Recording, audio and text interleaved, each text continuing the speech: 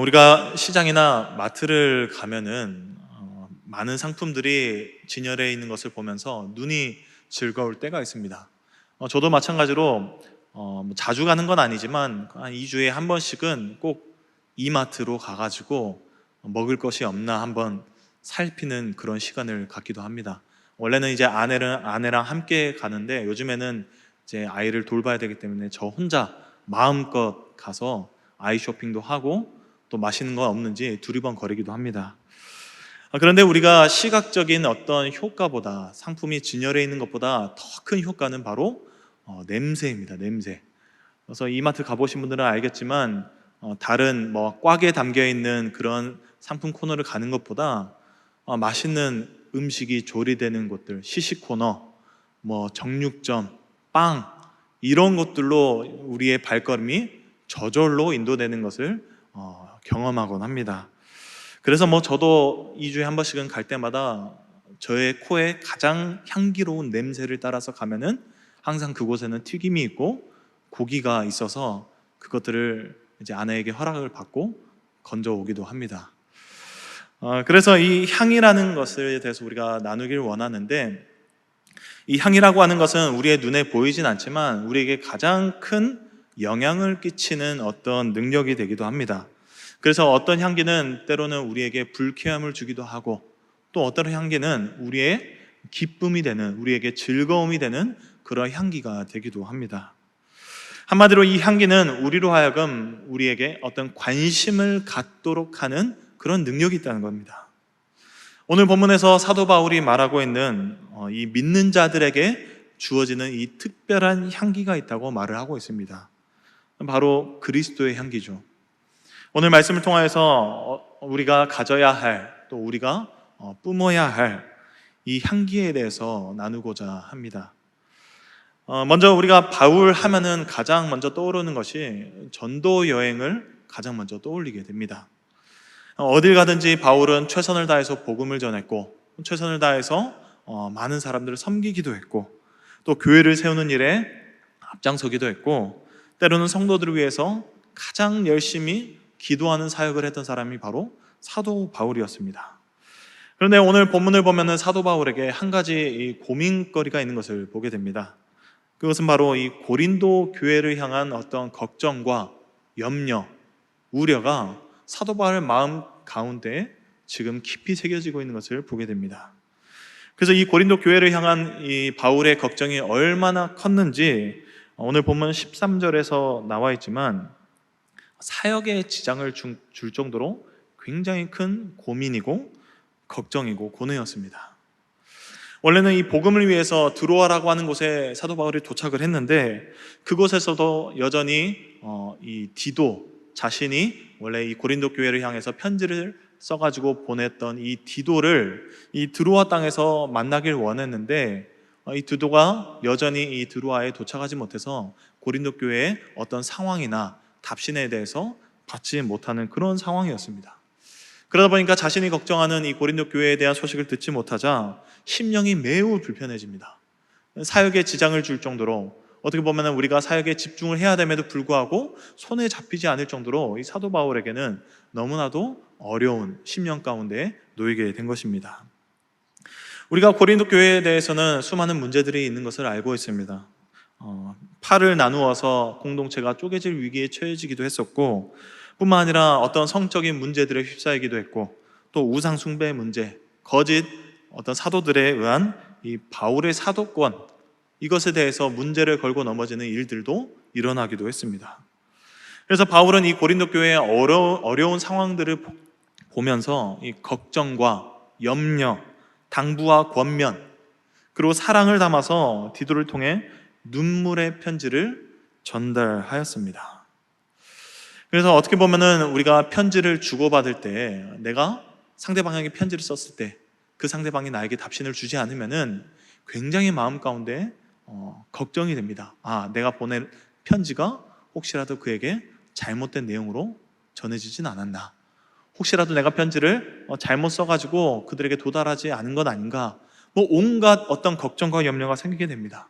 그런 것처럼 사도 바울도 이 고린도 교회의 답신을 애타게 기다렸음에도 불구하고 오지 않는 것을 보면서 굉장히 어려움 가운데 놓이게 됩니다.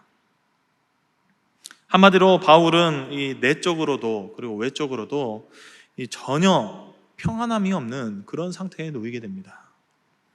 그래서 바울이 어떻게 행동합니까? 드로아의 이 디도를 만나지 못하자 결국에는 사역을 내려놓고 멈추게 되고 마케도냐, 즉 유럽 땅으로 넘어가게 됩니다. 그런데 바울이 유럽으로 넘어갔다고 해서 이 바울의 마음이 편해졌을까요? 인간적으로 보면은 디도를 만나기 전까지는 당연히 마음 가운데 불편함이 있을 수밖에 없습니다. 그런데 하나님께서는 그런 사도 바울의 마음 가운데 위로하셨고 그를 변화시켜 주신 것을 우리가 보게 됩니다. 오늘 보면 14절 말씀을 보면 항상 우리를 그리스도 안에서 이기게 하시고 우리로 말미암아 각처에서 그리스도를 아는 냄새를 나타내시는 하나님께 감사하노라. 어떻게 보면 이전까지 사도 바울 마음 가운데 걱정과 염려가 있는데 바로 다음 절인 이 14절에 하나님이 자신을 이기게 하신 것을 깨닫고 또 어떤 곳에서든지 그리스도를 나타나게 하는 그 냄새를 풍기게 한 하나님께 감사하는 그런 마음을 갖게 된 것입니다. 여기서 이 이기게 하셨다라고 하는 말은 원어적인 의미를 보면은 개선 행진으로 인도하다라고 하는 이런 뜻입니다.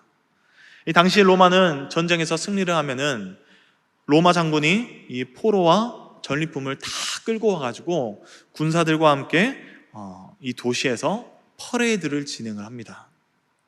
시민들 앞에서 퍼레이드를 하면서 많은 사람들이 함께 그 승리의 주역으로서 기쁨을 나누는 그런 시간을 이 퍼레이드를 통해서 갖게 됩니다.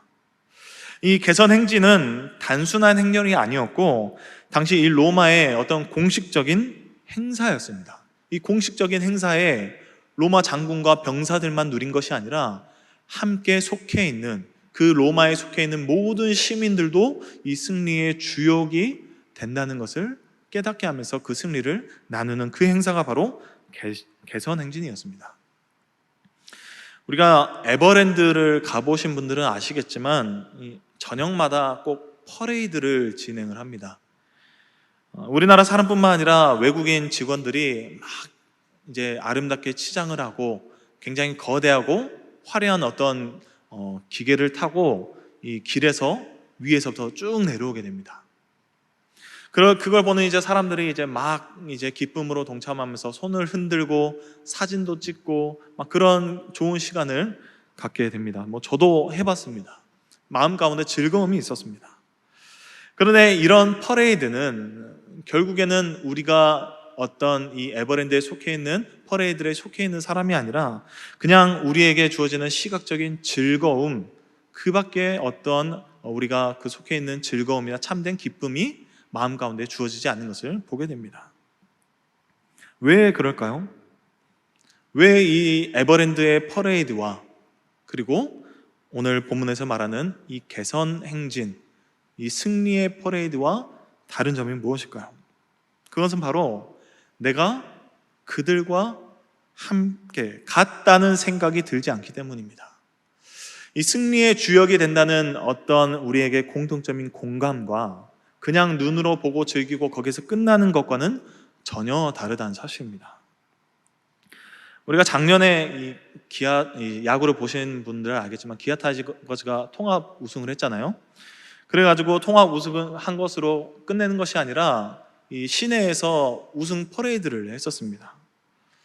그래서 기아 팬들이 이 퍼레이드에 함께하면서 막 즐거움을 나누곤 했는데 이 기아 타이거즈의 승리 퍼레이드에 동참한 것과 에버랜드의 퍼레이드도 마찬가지로 다르다는 사실입니다. 왜냐하면은 내일처럼 이 기아 타이거즈가 승리한 것이 느껴지기 때문입니다. 우리가 광주 시민으로서 하나의 공동체 안에 속해 있다는 그런 마음이 들기 때문에 이 기아 타이거즈의 승리 퍼레이드를 온전히 누릴 수 있게 되는 것입니다. 즉 내가 소속이 되어 있냐 혹은 되어 있지 않냐, 이 차이가 우리에게 있다는 사실입니다. 마찬가지로 하나님께서는 사도 바울에게 이 예수 그리스도의 승리 행진에 참여하게 하셨습니다. 참여한 것으로 끝낸 것이 아니라 승리의 기쁨을 나눌 수 있는 자격을 허락해 주신 겁니다. 사실 바울이 마케도냐로 넘어왔어도 아직 디도를 만나서 어떤 고린도 교회 상황을 듣지 못하였기 때문에 여전히 심적으로 어렵고 힘든 상황이었음에도 불구하고 하나님께서는 여전히 그에게 이미 승리하신 그 승리의 기쁨이 바울에게 있다는 사실을 깨닫게 하셨고 마음 가운데 기쁨으로 채워주신 것입니다. 이처럼 하나님께서는 그리스도의 사역에 동참하는 우리들 가운데 승리의 주역으로 삼아주시고 그 승리의 개선 행진 가운데 우리도 함께 즐기고 나눌 수 있도록 초대하시고 허락하셨다는 사실입니다. 이 기쁨은 세상이 주는 어떠한 퍼레이드보다도 더 화려하고 어떠한 퍼레이드보다 더 기쁜 그 즐거운 행렬 가운데 우리들을 속해 주신다는 사실입니다. 그런데 우리도 사실 이 사도 바울처럼 교회에서 사역을 하다 보면은 바울처럼 마음이 무거워질 때가 있죠. 뭐 사역이 내 뜻대로 되지 않을 때도 있고 혹은 성도들 사이에 어떤 갈등 때문에 마음이 지칠 때도 있습니다. 뿐만 아니라 개인적으로 가지고 있는 어떤 내 상황 가운데 주어지는 어려움과 근심으로 인하여서 내가 해야 될 사역에 집중하지 못하는 그런 일들도 우리가 경험하게 됩니다. 뭐 저도 그렇습니다. 사람이기 때문에 사역을 하다 보면은 지치기도 하고 때로는 걱정과 염려 때문에 손에 아무것도 잡히지 않을 때가 있습니다. 그런데 그럴 때마다 하나님께서는 우리에게 패배자로서 살아가도록 방치하신 것이 아니라 죄의 포로로서 개선 행진에 끌려오도록 놔두시는 것이 아니라 승리의 퍼레이드 일원으로서 불러주시고 즐기게 하신다는 사실입니다. 그럴 때마다 우리에게는 마음 가운데 기쁨이 있고 다시 한번 주님을 바라볼 수 있는 힘을 얻는 줄 믿습니다. 요한에서 5장 4절 말씀에 무릇 하나님께로부터 난 자마다 세상을 이기느니라. 세상을 이기는 승리는 이것이니 우리의 믿음이니라. 이 증거가 우리에게 허락하신 믿음입니다. 우리가 승리했다는 증거가 바로 우리에게 주어지는 믿음이라는 사실입니다. 믿음이 없이는 우리가 애초에 이 세상을 이길 수가 없습니다. 아무리 내가 열심히 봉사하고 헌신한다고 한들 마음 가운데 믿음이 없으면은 그것은 그냥 사회에서 봉사하는 것이나 똑같다는 사실입니다. 그러나 하나님께서는 우리를 택하시고 우리에게 믿음을 주셔서 그 믿음 가운데 행해지는 모든 사역에 우리가 넘어지지 아니하고 오히려 승리함으로 기쁨을 누릴 수 있도록 허락해 주셨다는 사실입니다.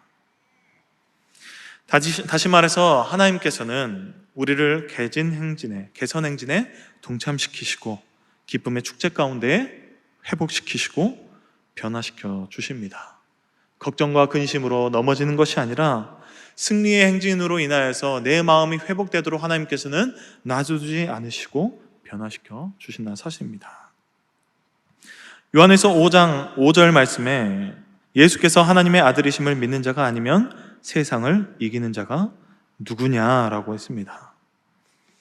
우리의 왕이 되시고 세상을 이기신 예수 그리스도가 우리와 함께 있는 것을 믿기 때문에 우리에게는 두려워할 것이 없습니다. 그분이 함께 있다는 사실만으로도 어떤 문제와 위기 가운데서도 여전히 우리에게 생명줄이 주어지고 그 줄을 잡고 버티고 인내하는 것만으로도 하나님께서는 우리를 건지시고 생명의 길로 인도하신다는 사실입니다. 빌립보서 4장 6절에서 7절 말씀에 우리가 잘 아는 말씀입니다.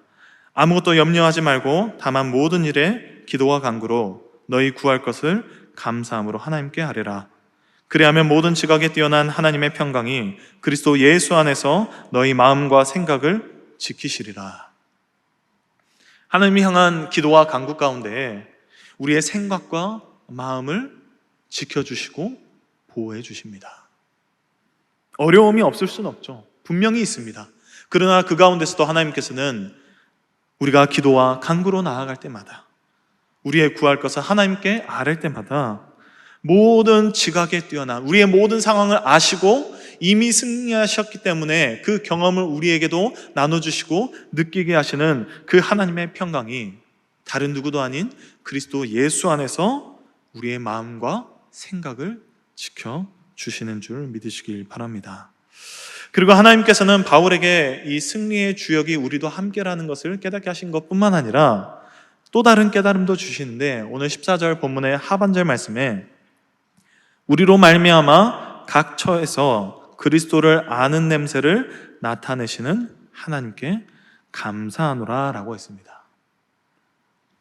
바울과 그 일행들도 어디서든지 그리스도를 아는 향기, 이 향기를 이들을 통하여서 품게 하셨다고 말씀하고 있습니다. 우리가 그리스도를 안다는 것이 무엇일까요? 그리스도를 안다는 것은 내가 예수님을 그냥 머리로만 아는 것이 아니라 경험해봐야 아는 것을 의미합니다. 경험해봐야. 사도 바울이 예수님을 어떻게 만났나요? 다메섹 도상에서 자신이 정말 사람들을, 그리스도인들을 핍박하는 그 핍박자로 살았음에도 불구하고 그를 택하셔서 변화시켜 주셨습니다. 인격적인 만남을 통하여서 예수 그리스도를 경험하게 하셨습니다. 경험하게 하셨어요. 경험한 것뿐만 아니라 경험을 통하여서 그를 변화시켜 주셨고, 그를 훈련시켜 주셨고, 그를 온전한 하나님의 사역자로서 사용하여 주셨습니다. 자신의 모든 인생을 변화시키신 그 예수님을 사도 바울이 경험하였기 때문에 그분을 안다라고 말할 수 있었던 겁니다. 그리고 아는 것에서 그치는 것이 아니라 그분을 닮은 삶을 살고자 이 바울과 일행들로 하여금 예수 그리스도를 아는 냄새, 곧 그리스도의 향기를 하나님께서는 품게 하셨다는 사실입니다. 이 사람에게도 고유의 어떤 향기가 있습니다.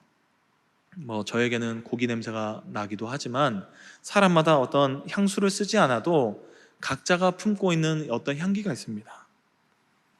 그렇다면 예수님이 남기시는 향기는 어떤 향기일까요? 여러 가지 향기가 있겠죠. 자비의 향기, 겸손의 향기, 긍휼, 소망, 우리가 아는 어떤 하나님의 선한 성품의 이 향기들이 많이 있습니다.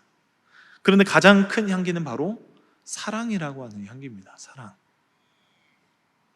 요한일서 5장 1절 말씀에 예수께서 그리스도이심을 믿는 자마다 하나님께로부터 난 자니 또한 낳으신 이를 사랑하는 자마다 그에게서 난 자를 사랑하느니라. 예수님께서는 누구나 차별 없이 어린아이부터 노년에 이르기까지 병든 자로부터 병들지 않은 자들도 마찬가지로 모든 이들을 사랑하셨습니다. 그 사랑의 향기가 바로 예수님이 지니신 가장 큰 향기이고, 그 향기를 우리도 품게 하셨다는 사실입니다. 어떻게 우리로 말미암아 품기게 하셨을까요? 우리가 똑같은 향기를 내 주변 사람과 똑같은 향기를 품기 위해서는 방법은 굉장히 단순합니다. 그 향기를 품는 존재와 가까이 오랫동안 지내면 됩니다. 가까이 하면 할수록 오랫동안 같이 지내면 지낼수록 그 사람의 향기가 나에게도 나게 되는 것입니다. 우리가 향수 뿌린 사람과 가까이 오래 있으면은 그 향수 뿌린 사람의 그 향도 우리 몸에 배게 되는 것처럼, 우리가 주님과 늘 가까이 하면 가까이 할수록 우리 삶에도 그리스도의 향기가 배어난다는 사실입니다. 성경에서는 이것을 주님과의 친밀함으로 표현하기도 합니다.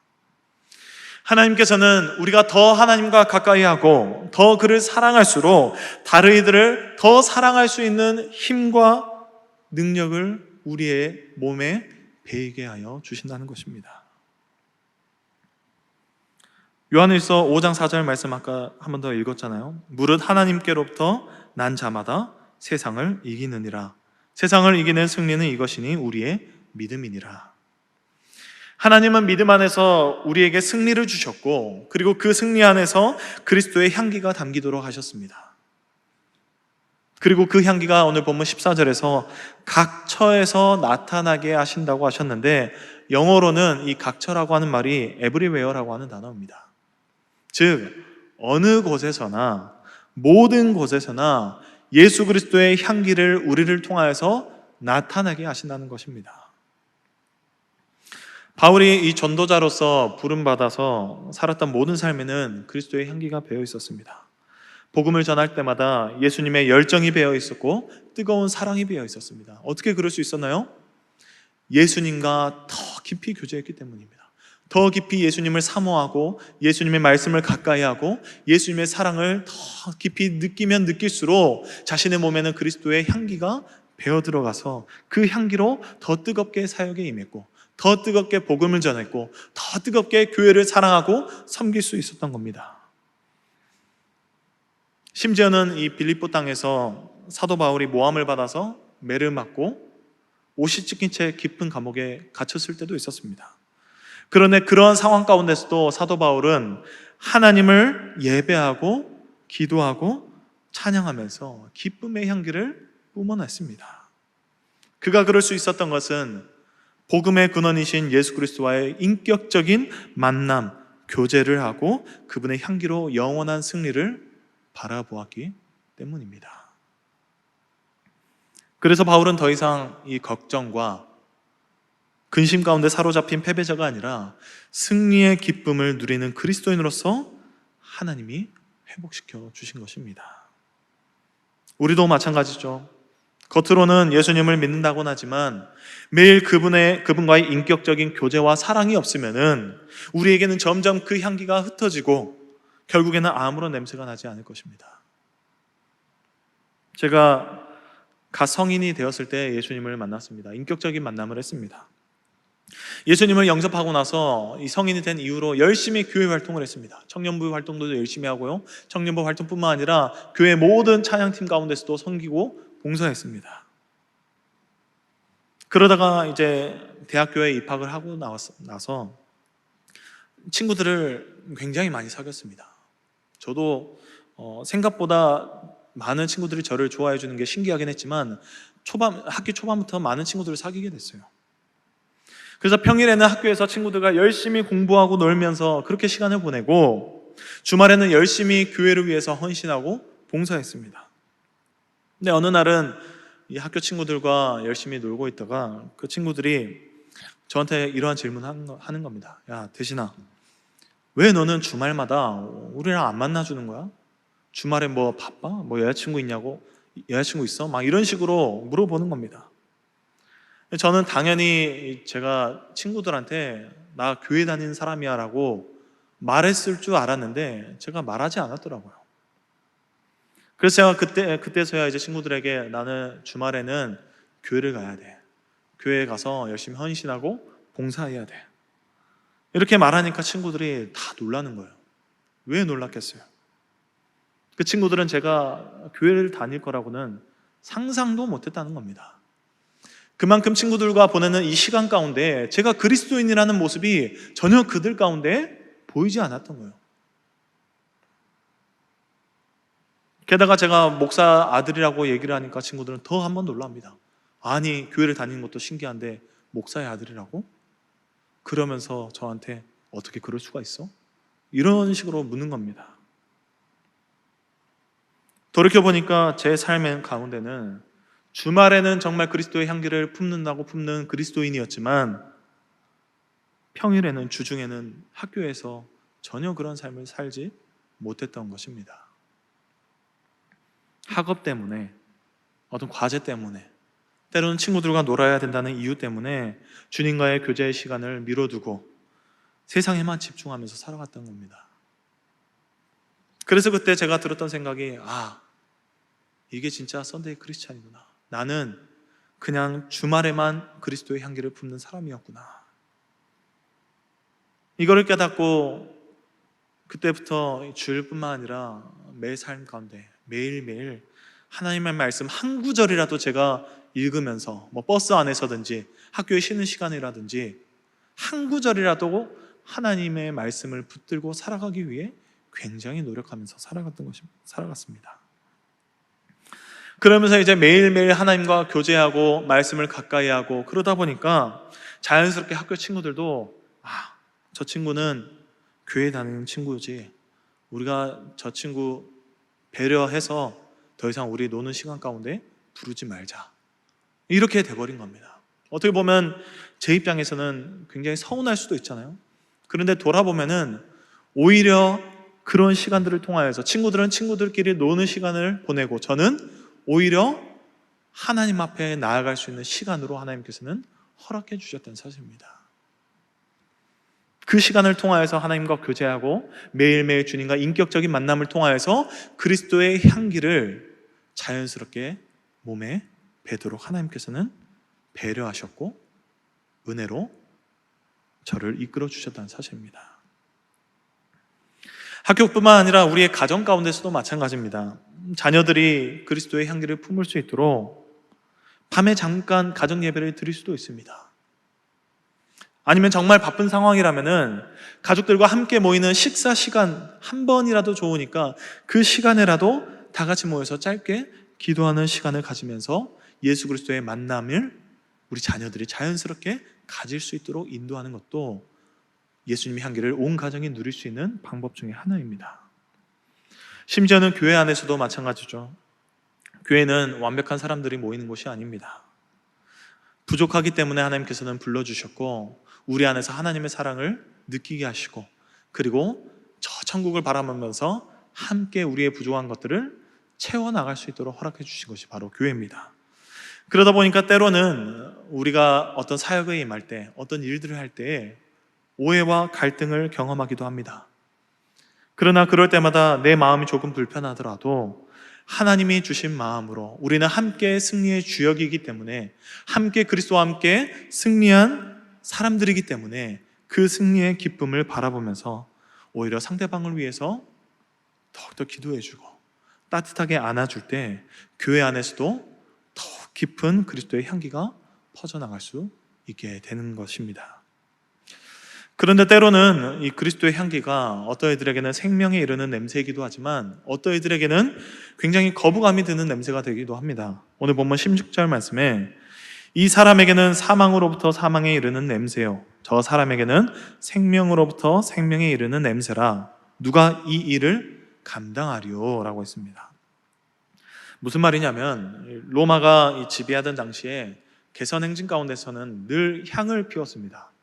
자신들을 섬기는 신전에서 이 향을 피우면서 많은 사람들이 이 개선행진에 할 때마다 피우는 이 향을 맡을 때마다 승리했구나, 우리가 승리했구나 라는 것을 기억하게 하면서 이 승리를 몸에 배게 합니다.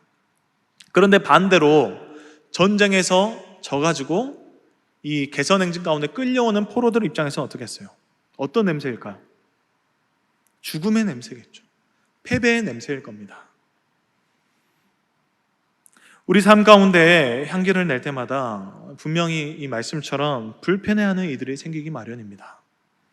그때마다 많은 환난과 시련이 닥쳐오죠. 고난입니다, 고난. 그러나 우리가 풍기는 이 향기는 우리의 어떤 좋은 환경이나 상황에 따라서 변하는 것이 아니라 언제나 예수님의 향기 그대로를 유지해야 된다는 사실입니다.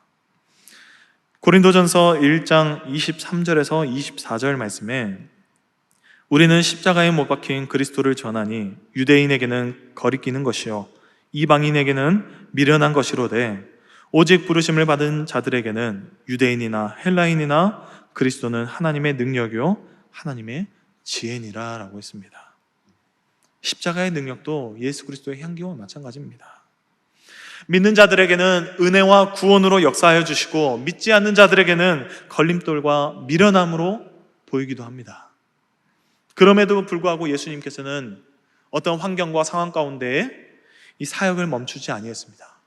끝까지 그리스도가 가진 그 구원의 향기, 생명의 향기를 유지하고 또 유지했다는 사실입니다. 우리도 마찬가지로 삶 속에서 꾸준히 이 그리스도의 생명의 향기를 뿜어내는 것에 집중하며 살아가길 소망합니다. 왜냐하면 더 깊은 향기는 이런 고난과 역경, 걸림돌과 같은 상황 가운데서도 더 깊이 나오기 마련입니다. 왜냐하면 우리에게 주어지는 이 고난과 역경을 통하여서 오히려 예수 그리스도를 더욱 의지할 수 없게끔 우리를 인도하시기 때문입니다. 내가 연약하기 때문에 예수 그리스도를 더 붙잡을 수밖에 없고 내가 더 힘들기 때문에 더 간절히 부르짖으면서 예수 그리스도를 부를 수밖에 없습니다.